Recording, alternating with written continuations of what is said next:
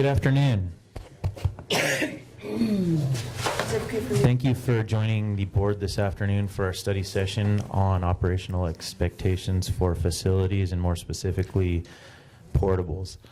I'd remind you that this is a regularly scheduled study session for the board. These are open public meetings that are recorded for broadcast on YouTube if you look up Pasco Schools, or on Charter Cable TV channel 191. The reason for this study session this afternoon is that the board has given guidance at different times over the past couple years on portables. It's been district, not policy, but it's been something that the district's been doing as we've been growing very quickly to buy portables every year. And several members on the board the past couple of years have looked at that, questioned the practice, and we've given as a board direction towards Ms. Whitney and her staff. And sometimes that direction, we give multiple pieces of direction that aren't always in alignment with each other.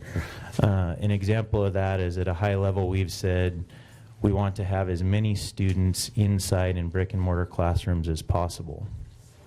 Well, in the next breath we say, what's best practice?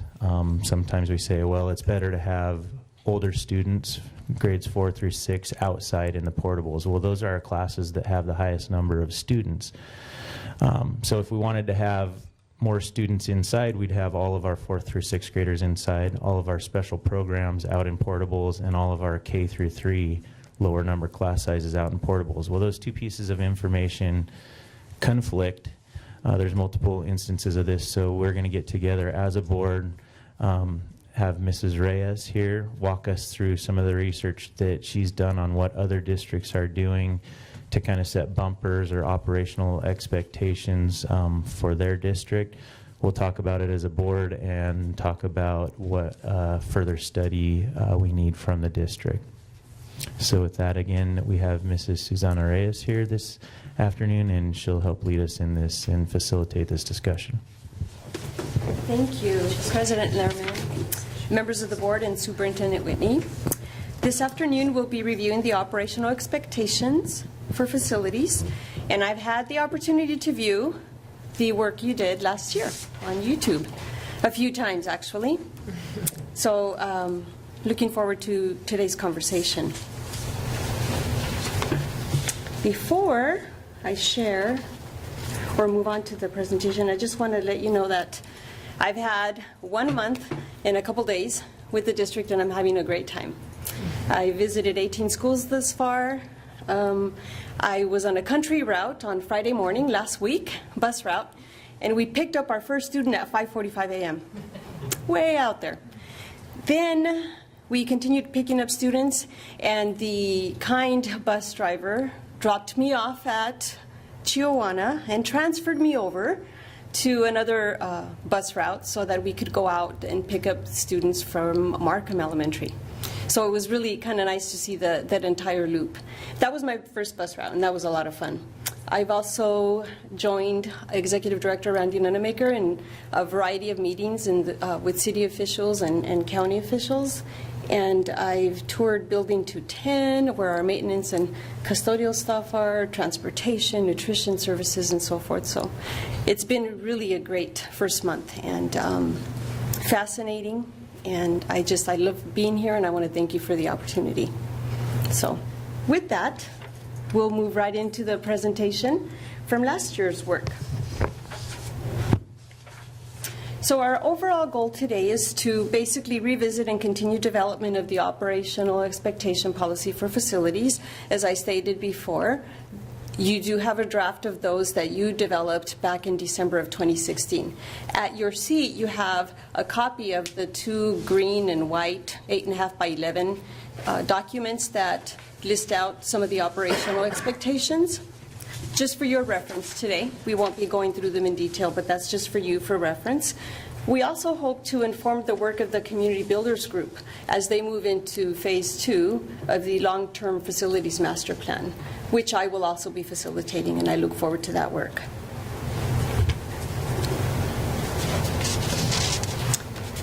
Today's purpose I hope to share data and information relating to the district's use of portable classrooms, as well as an inventory analysis.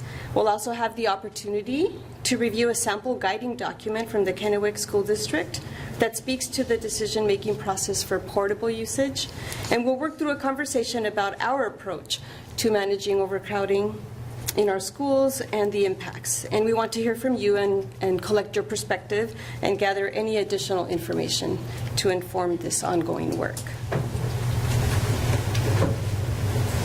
This slide provides you with just a real quick view of what was developed last year. And as you can see, together, we consider various factors when working through decision-making to address overcrowding. And we hope to add to this list from last year's conversation during today's meeting. This slide shows some of the strategies that we use to address overcrowding. And our efforts have ranged from building new schools to overloading students to regional partner schools, with transportation costs for the 16-17 school year just shy of $108,000, and we transported 153 students last year. We've also allowed enrollment to go beyond contract maximum at times, and the costs associated with this strategy were a little over $110,000 last school year. We designate special programs or certain academic courses on carts, and we continue to make every effort to ensure efficiency in the way that space is used in the building. So we really try to analyze existing space and so forth. And then we've moved portables if we needed to, and we've purchased them at some point in time when we've needed to. So we invite you to offer feedback and or add to this list as we share in conversation this afternoon. Any questions thus far? Do we want to discuss this, or should I continue with the next few slides? What do you think? Go ahead and continue. Okay. All right, so the next few slides offer an overview of current portable usage and inventory. The data and information were collected via site visits and actual physical accounting of portables at each of our schools. And the information was verified with Executive Directors Randy Nunemaker, Carla Lobos, and Suzanne Hall, as well as our school principals. And you have that information also in hard copy in front of you. We have 138 portable buildings housing 226 classrooms. 183 of the 226 are used as grades K-12 classrooms, and 43 are used for other types of programs, such as art, music, ECAP, special education, etc. This spreadsheet is provided for you in a large print form there in front of you, and it actually shows the raw data for each school and how we are currently using the portables in the district. The green section represents grades K-12, where they are actual classrooms, and the blue section represents the number of classrooms or rooms that are being used for special types of programs. And you'll see across the top and on the bottom, you'll see that some are special ed, art, music, computer labs, parent center, etc. And you'll see the numbers of each of those for each of the schools there. On that same large document, you'll find this chart graph, which offers a visual representation of the usage. And it's basically by grade level, not by school, but it shows how many of our portable classrooms are really concentrated in that 4th through 7th grade or so area. But really, primarily, we're using them K-12 with the smaller portion for those specialized programs.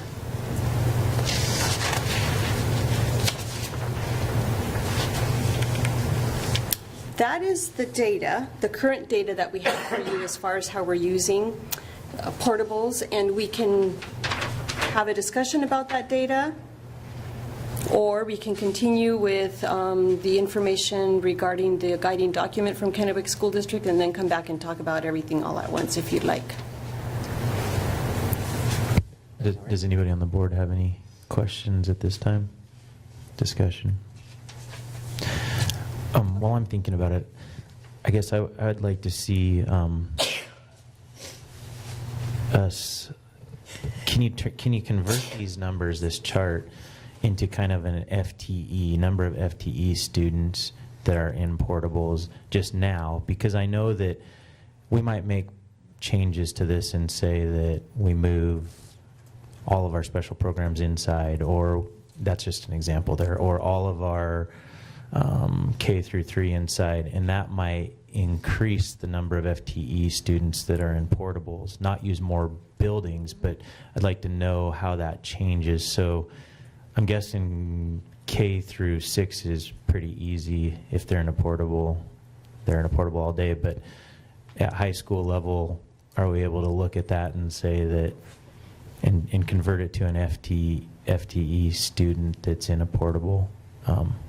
Maybe it's just 1-to-1. I don't know. Maybe it's 40 high school students FTE per portable. But however we can do that to kind of set a baseline so that we can see how decisions we would make would change the number of students out in portables. Not that that's our number one priority here, but I'd like to see that.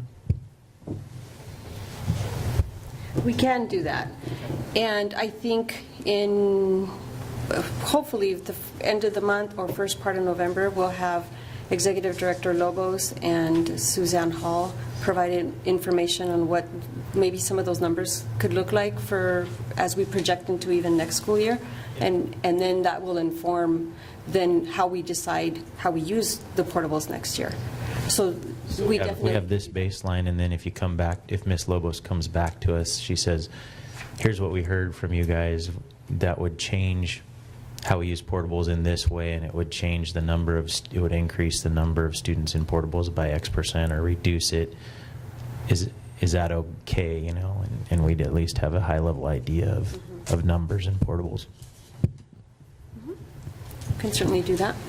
So it looks like these numbers include the Chihuahua 16 classrooms. Are those up and running, or do we have a date that that'll be up and running? I believe it's November 1, Okay. if not, right, Randy? Not sooner. If not Okay, sooner. so within the next month, it'll, okay.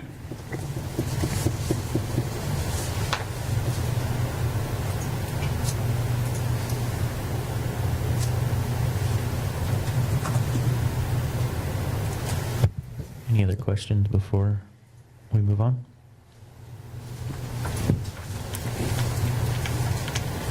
Okay. So at your seat and also via email, you received a guiding document, a sample that we were able to gather from the Kennewick School District. And as a district, we're really trying to take great care to focus on the consistency, the efficiency, and the proactivity in how we address overcrowding. And we'd like to explore creating a guiding document to standardize the decision-making when it comes to how we use physical space. So to this end, we reached out to a number of surrounding area districts, including Richland, Kennewick, Walla Walla, and Yakima, for information about the process that they use. And we found Kennewick's guiding document most aligned with what we're thinking, and you have it there at your seat for your review and conversation this afternoon. Ultimately, we'd like to develop a similar guiding document, one obviously that would reflect our core values and of the district and in our community. So this is really an opportunity for us to review that document, ask any questions, talk through it, offer suggestions if you'd like. And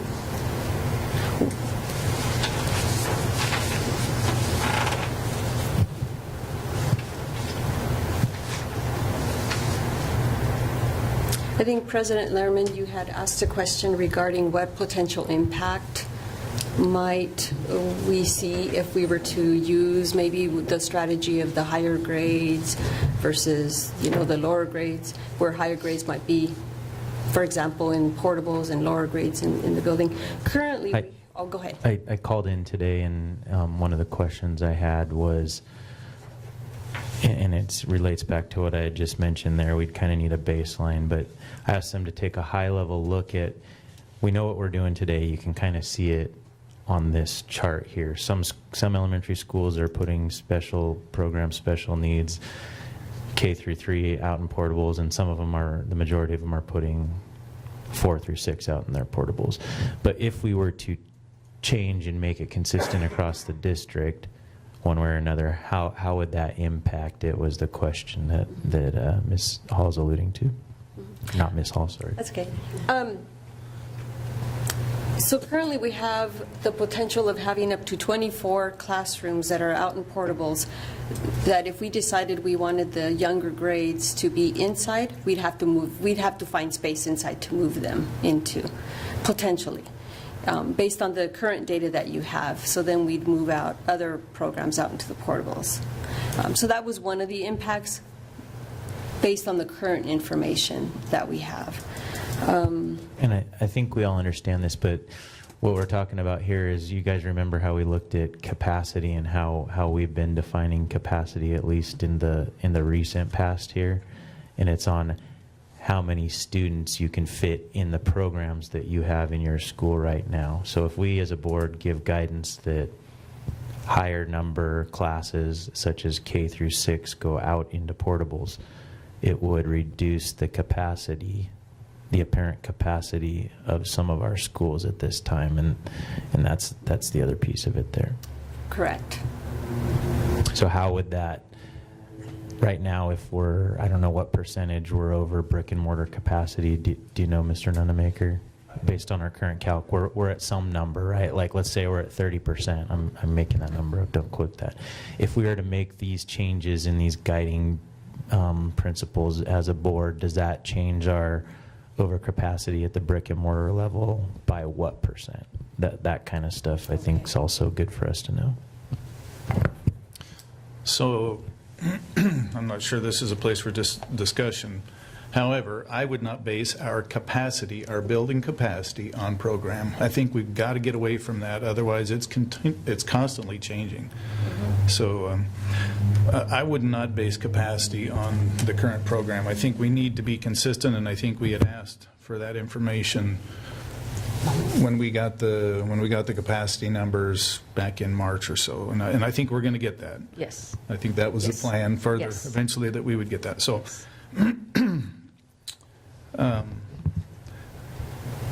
looking at these numbers, so we've got SPED, looks like we've got 10 SPED classrooms, and I'm just curious on those. Do you know, are those rotating students that are in there for a period, or is that a contained classroom? I'm not sure what the right word is, but they're there all day, or is this, we have this room kind of like a band room where you get a different class in there every hour? Do you know? The column that has the title SPED are all self-contained special education type programs. Okay. The column that has the title resource would be that rotating, where you Okay. have, they are students with IEPs, but they are in smaller groups and they rotate throughout the day. Okay, perfect. I'd also like to highlight the column that's titled ECAP, just for clarity for everyone. Those 3 classes will be housed at the Early Learning Center once it becomes open. I also wanted to point out at Whittier Elementary, you can see that there's 8 classrooms that are second grade. In Kennewick's guiding document, they talk about minimizing K1-2 students in portables. Whittier houses K2 students. So for us, for our purposes, for Whittier, it's an anomaly. So for us, second graders would be the highest grade level in that school. So it would be a kind of a parallel practice that the second graders would be in portables at Whittier because it's a K2 campus. I have some fears around making policy like this. I look at some of the outliers. Franklin's has 1 in kindergarten, and Frost has 1 in first grade. So those are tiny numbers for the number of kindergarten classrooms that we have across the district. And I don't know why those 2 classes are in portables, but it could be that they are really close in proximity, and that way it actually makes it more of a group of kindergarten together. I'm concerned that if I felt like a kindergartner, this was detrimental to their education, or it wasn't, anyway, I'm just a little bit concerned about making and I've already expressed this, about making across the district, this is what portables are used for, no, younger grades in portables, and then we have, it looks like teachers are naturally doing that, or principals are naturally doing that. And I'd first like to know why there's one kindergarten and why there's one kindergarten at first grade first grade at Frost and kindergarten at Franklin that have them there. Do we need to be that specific in our policy to dictate? And is that what we're trying to accomplish here?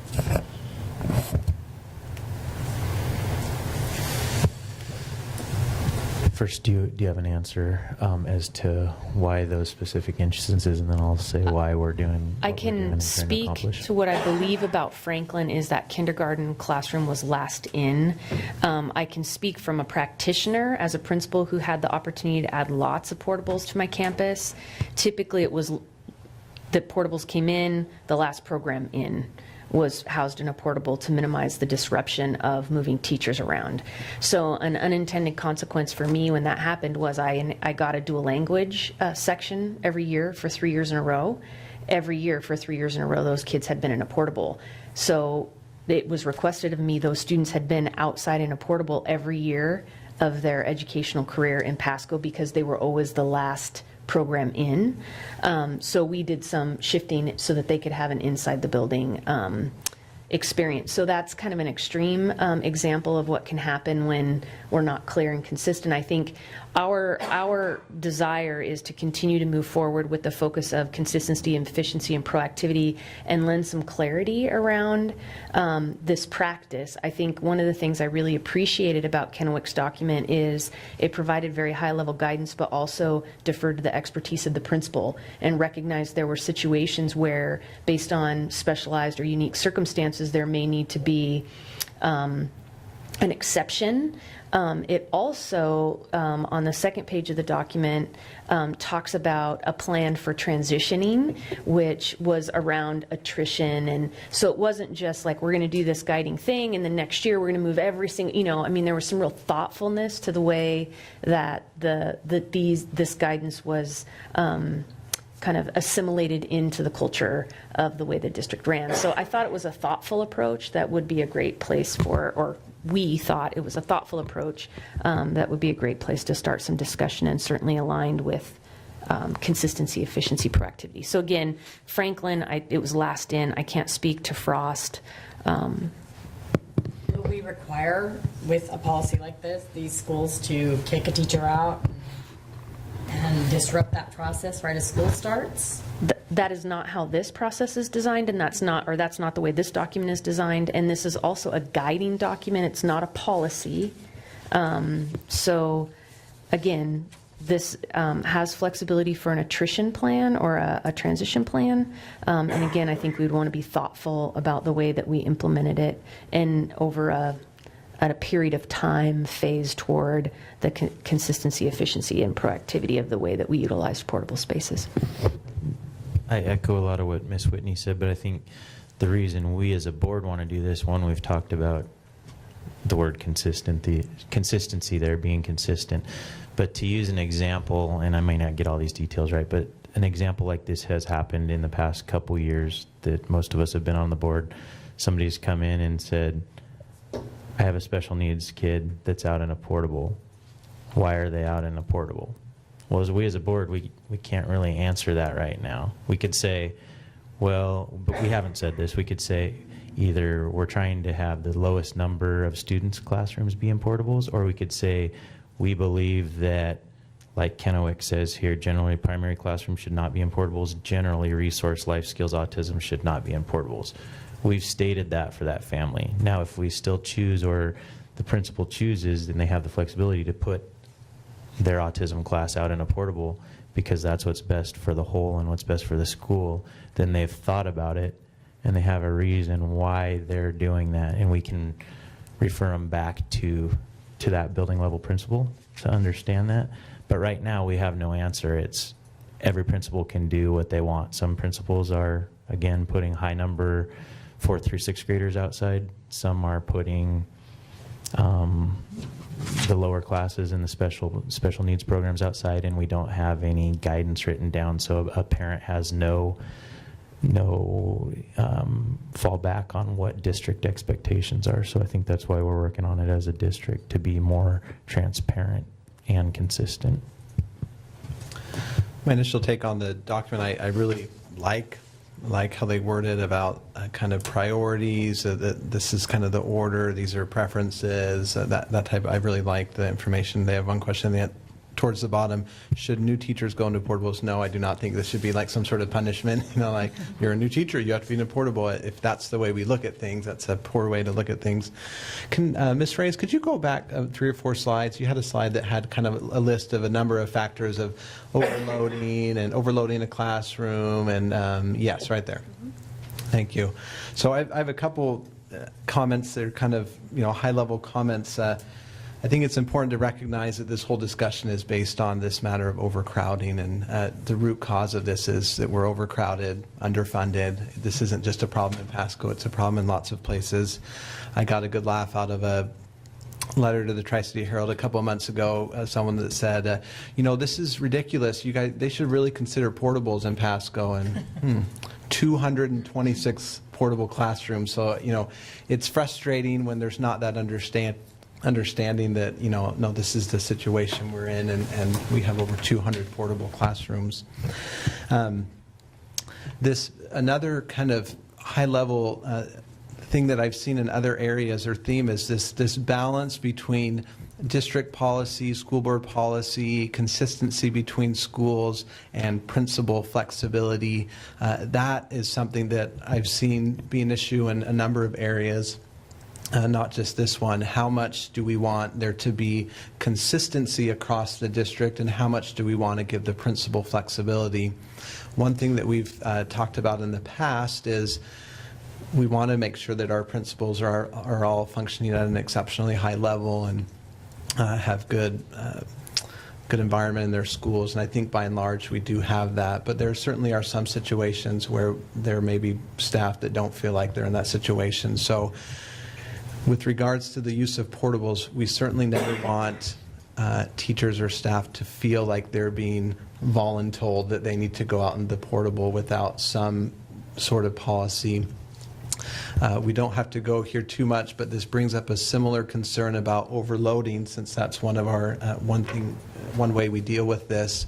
I've heard concerns about the overloading situation and how we approach that. And again, is this something that we reach an agreement on through discussion and figuring out what's best for students, or is this a situation sometimes where district or building principals kind of dictate that this is what's going to happen? And I think we need to take a look at that and make sure that that's not happening. We want to have a collaborative, work together environment, especially with regards to our special education students, because they, not only is that required by law, but there needs to be a conversation about what is truly best, and we need to make sure that students or entire classes are not being moved not in their best interest because it's convenient or for whatever other reason.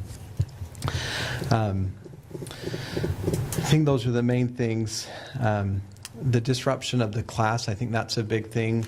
I know we've made some progress on that. I think another kind of underlying cause of that we could address is, I just feel like we don't have a good idea at the start of the school year which students are going to be at which school. We're not required. I have 4 students in the district, and no one knows that I'm planning on still being here, that I moved away. There's no requirement to register, and I don't know what the standard is in other districts, but even our kindergarten registration is not really mandated or strongly encouraged. I feel like it's just kind of, we just deal with whoever shows up on day one. I think that has improved from this year to the last, but I know that that's been a frequent concern in the past, that we'd have kids show up to school and then 2 weeks later we call it the shuffle. They would be shuffled schools. It happened to my own child, so I know it happened frequently in the past, where they then feel like a visitor at another school after establishing their routine at one school for 2 weeks.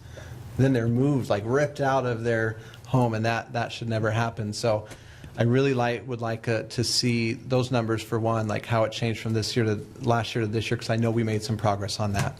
But I'd really like us to hold parents more accountable, that there should be, we could get better numbers, I believe, if we required parents, of which I am one, of 4 students, like I said, to at least give us some, are you going to be at the school again, or did we move? We really are just guessing, and I think we could limit some of our overloading situations if we would plan better and require families to somehow register, give us some indication. It'd be quite simple if they're going to be at that school again, if they have a child, if they're moving, if they've, so that we have a better idea. So looking through this policy of Kennewick's, I have 2 kids that are special need, one in a self-contained classroom and one in a resource classroom. Currently, both have some classrooms in portables. One is in a self-contained classroom that's in a portable. I personally haven't even thought about why isn't she in a normal, a brick and mortar classroom. There's only 7 children, I believe, right now in that classroom, and that classroom is specially outfitted for kids with her special needs. And you would have to displace a classroom of 25 students to put them out there to accommodate these 7 students, and sometimes as few as 6. Is there a benefit for these? I don't know. I mean, as a parent, my kids have been in a combination of portables and in regular classrooms. What is the benefit to having the resource and the bed kids all inside and having that a policy? I think it is a suggestion and certainly an opportunity for a conversation about what we as a district think about that. Even, resource rooms typically serve students with IEPs who tend to be high functioning. They're able to go in and out for their services. So we may, as a district, decide it's perfectly okay for us to have students who receive resource room type of services out in portables. The special education column, the one where it's self-contained, even those vary as well. So perhaps, for example, the program that you're describing, maybe students in that program, small number of students, obviously, like you shared, might be able to also move in and out and not have any obstacles or face any obstacles or challenges between having to be outside versus inside. There could be very specialized special education needs that students present, which would require and would make more sense to have inside the building, and could also be a smaller class size number, like 12 or even 7 or 8. So I think it really depends on the program. The suggested the document that we're reviewing is simply suggestions, and we can certainly, as a district, decide what it would look like for us, and also have it be a general direction so that principals have some level of guidance and parameters that they can go by, but we would really defer to their decision as far as what works best. Ms. Phillips, I think one of the inherent concerns or fears that I've heard and that I can understand is about putting special ed in portables is this idea of our goal is to provide inclusion as much as possible. So there's this inherent appearance of kicking out special ed to go out to your room, which you could look at anyone that's in a portal that way, but there's even more of an inherent concern or risk of, okay, well, we're just going to push you out into the portable, which seems that it would, at face value, automatically decrease the opportunities for inclusion and interaction with typically developing peers because we're now just putting them in a portable. So I can see that that is a valid concern, and if nothing else gives the appearance of that, and I believe it does make it harder you're not going to be interacting as much. They're going to have a harder time entering and exiting the building, but you're just automatically somewhat decreasing their interaction and inclusion with typically developing peers in that situation. So that is a concern I have. We have 7 schools right now that have special ed and portables, and so I do believe that's something we should look at and make sure that that was not a voluntold situation, and we should really take a hard look at if that is the right situation, because it could inherently be viewed as not appropriate by separating them from typically developing peers and decreasing opportunities for inclusion.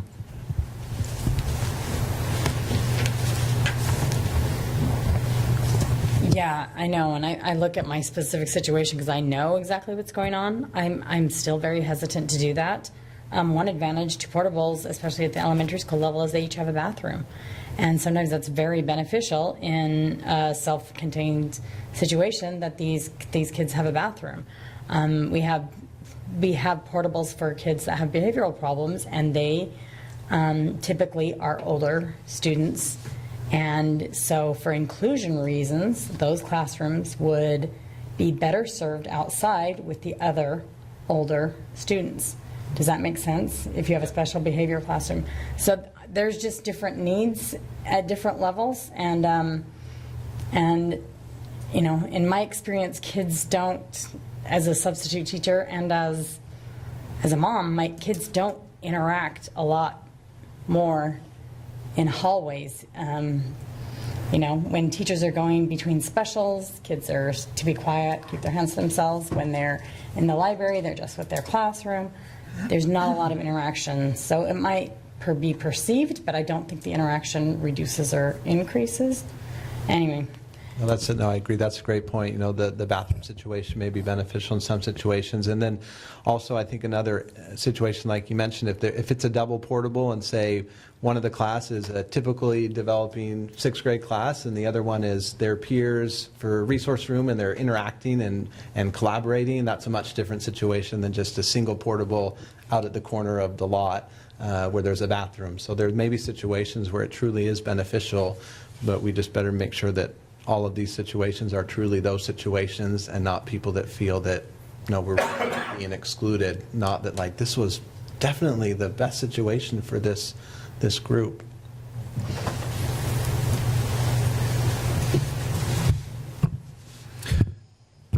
I think in general this looks good. I think as certainly as we consider this, I mean, I've heard students say that I've spent my entire school career, if you can call it that, in portables. And I like the idea of the older students going portable. Certainly they're more responsible, more independent, as opposed to the younger grades in portables. I think those classes, calls them specialists here, where maybe it's reading or a special math class where they're only in it for one period, and then they're in their main classroom in the main building for the rest of the day. I like that idea.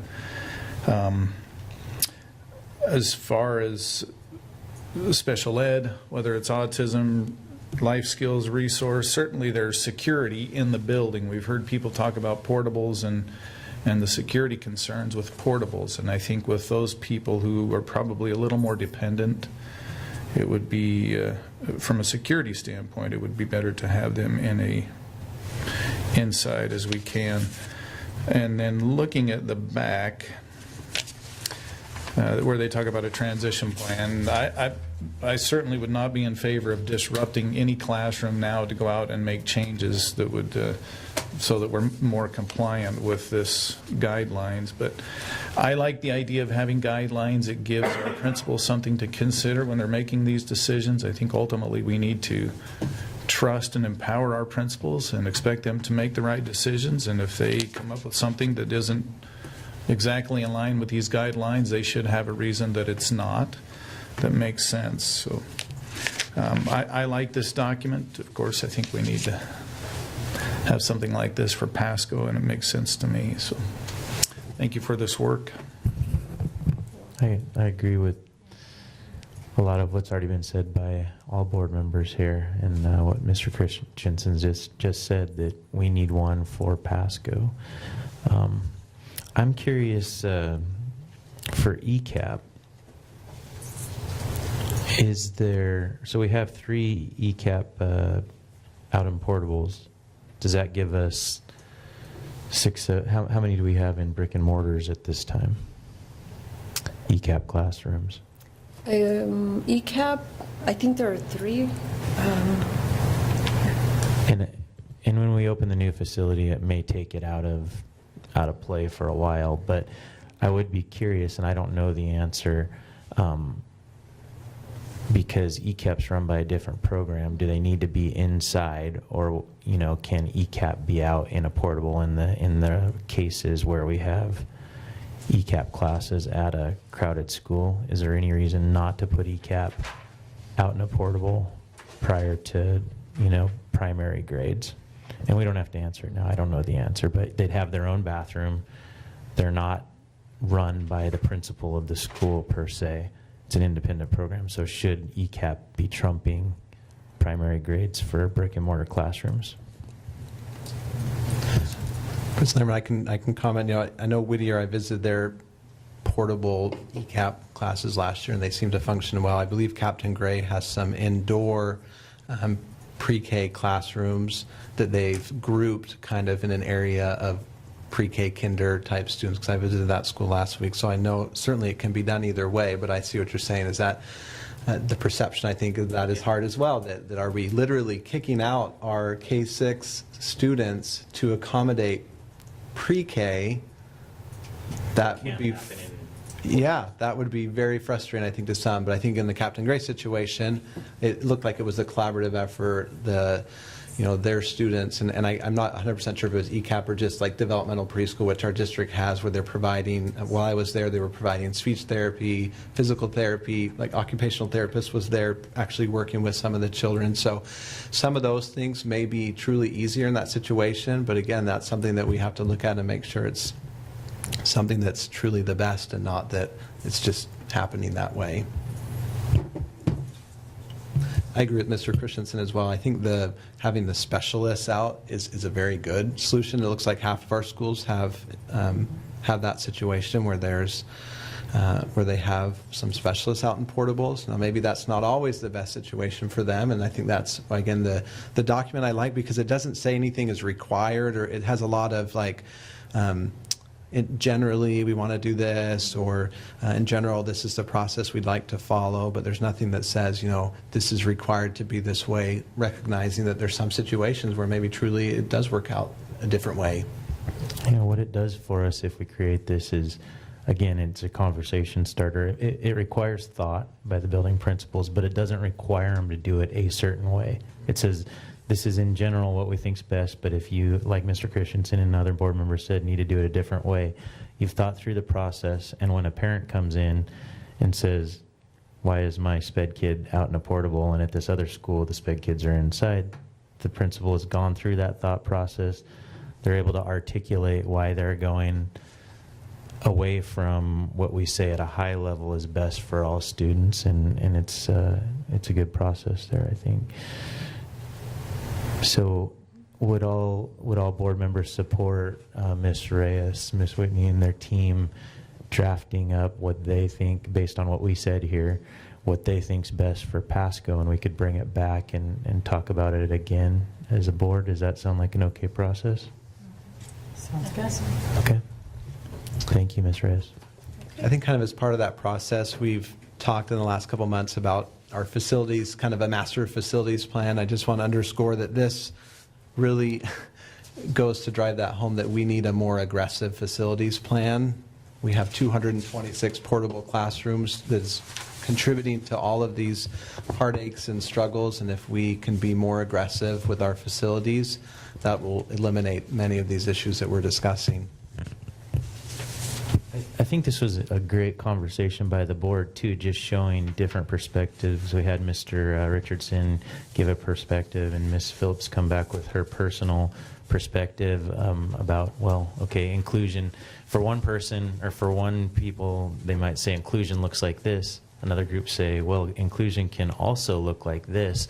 And it gives Ms. Reyes, Mr. Nunemaker, Ms. Whitney, and their teams additional thoughts coming from the parent view, from the board member view, and I think it was great discussion, so thank you.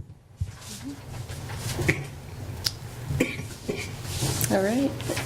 So basically, with the information you shared with us today, our next steps are to develop a guiding document like you've suggested, and then also use the information as we move forward to revising the operational expectations that were begun back in December of 2016. Any other questions, comments from the board? So at this time, right, we're going to recess into executive session. How much time would we like? Probably 45 minutes. 45 minutes. We have 42, 30, 110, 1G personnel. And again, thank you, Ms. Reyes, and we'll recess into executive session for 45 minutes. Thank you.